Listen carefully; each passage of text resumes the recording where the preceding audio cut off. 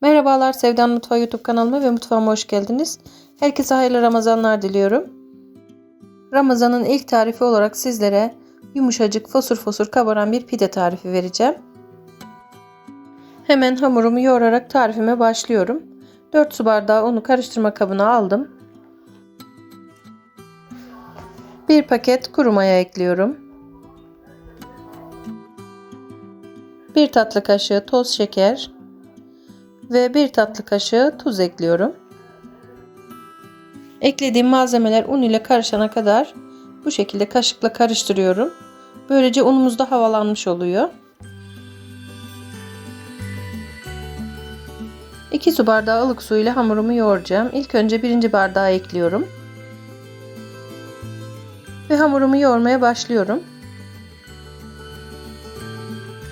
Ve kalan unlu kısma da 2. bardak suyu ekleyerek hamurumu yoğurmaya devam ediyorum. Hamurumuzun kıvamı oldukça yumuşak olacak, ele yapışan bir hamur olacak.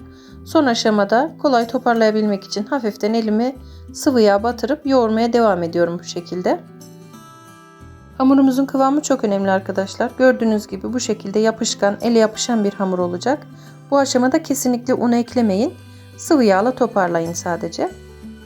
Ben hamurumu yoğurdum. Üzeri kapalı olarak mayalanmaya bırakacağım. Şu şekilde içine eklediğim su ölçüsünde göstermek istiyorum sizlere. Ölçülü bir bardak kullandım. 180 grama denk geliyor gördüğünüz gibi.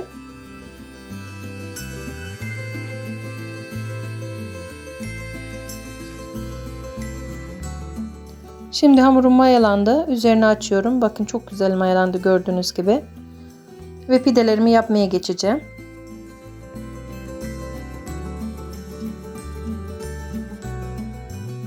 Pidelerime şekil verirken, bezelerini yaparken azar azar un kullanacağım. Böyle bir kabın içerisine un aldım. Şimdi tezgahı unluyorum gördüğünüz gibi. Ama çok fazla kullanmayalım. Azar azar arkadaşlar. Hamurun tamamını unladığım kısma döküyorum.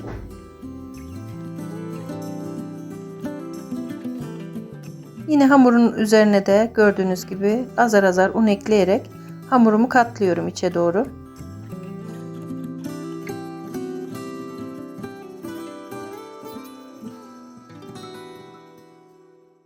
Ve bu katladığım kısma da yine azar azar un serpiyorum tezgaha yapışmaması için. Bu kısmı alta denk getiriyorum.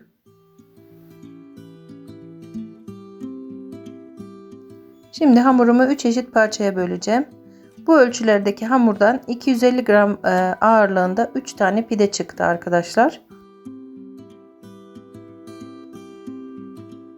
Ve kestiğim parçaları yine içe doğru katlayarak beze yapıyorum. Yine elimize yapışmaması için azar azar un kullanabiliriz bu kısımda da. Katladığım kısma un serpip o kısmı alta gelecek şekilde bezemi bir kenara alıyorum. Bezelerimin hepsini içe doğru katlayarak hazırladım ve katladığım kısımlar alta gelecek şekilde bir kenara aldım. Hamurumuzdan 3 tane pide çıkıyor arkadaşlar. 4-5 kişilik bir ailenin bir günlük pide ihtiyacını karşılıyor.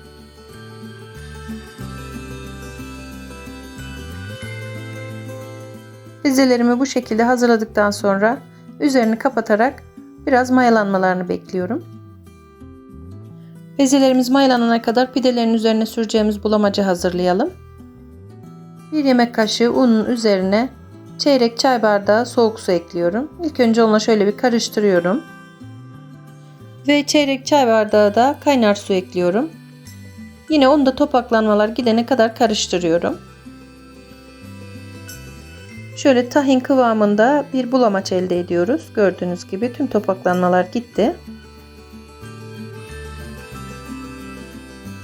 Şimdi bezelerim mayalandı gördüğünüz gibi. Pidelerimi yapmaya geçiyorum.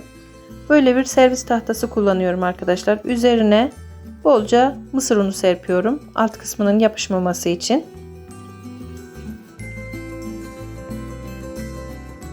Şimdi ilk yaptığım bezeden başlayarak mısır unu serptiğim tahtanın üzerine alıyorum. Hazırladığımız bulamaçtan hamurun üzerine biraz sürüyorum.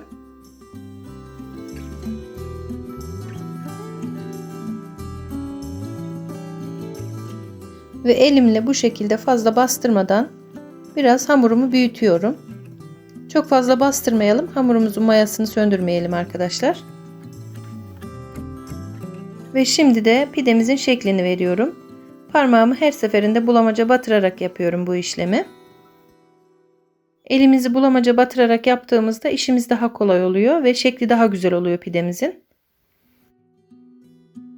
Parmak uçlarımızla hamura bu şekilde iyice bastırarak iz yapıyoruz. Yani klasik pide şekli veriyoruz.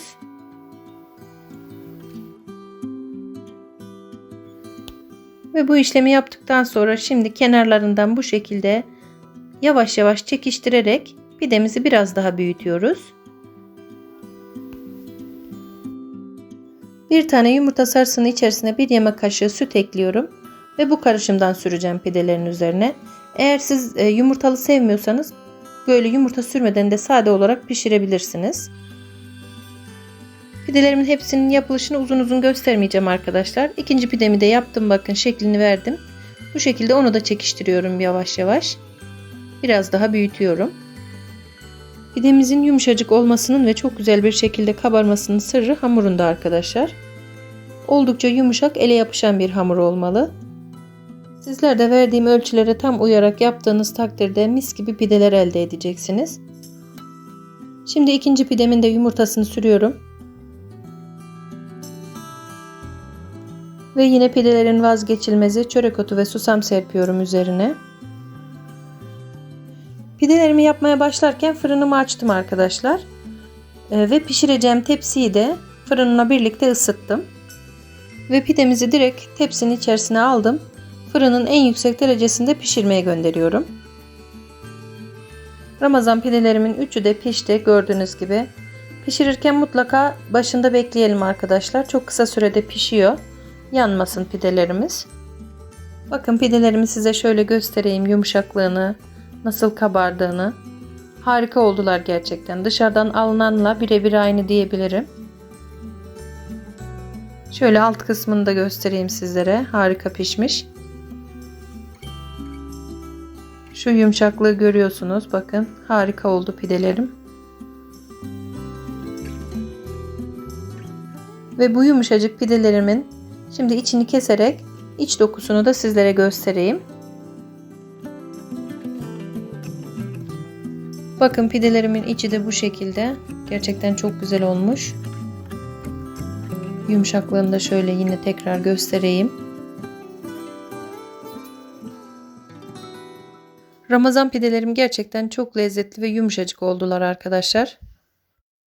Eğer dışarıdan almayıp evde yapmak istiyorsanız tarifimi mutlaka deneyin diyorum.